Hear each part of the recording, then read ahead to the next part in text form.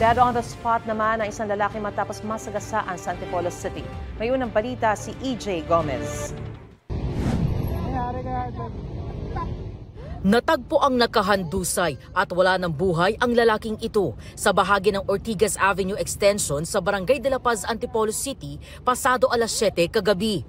Ang biktima nasagasaan umano ng isang sasakyan. Sabi ng isang taga roon, paglabas ko dyan sa sa gate, may nakahandusay na eh.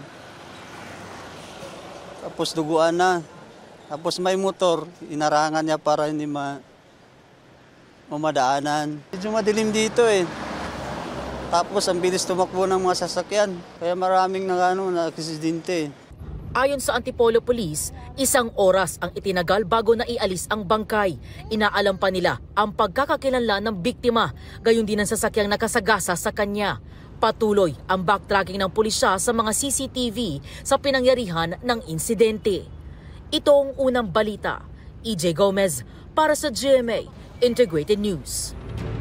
Igan, mauna ka sa mga balita, mag-subscribe na sa GMA Integrated News sa YouTube para sa iba't ibang ulat sa ating bansa.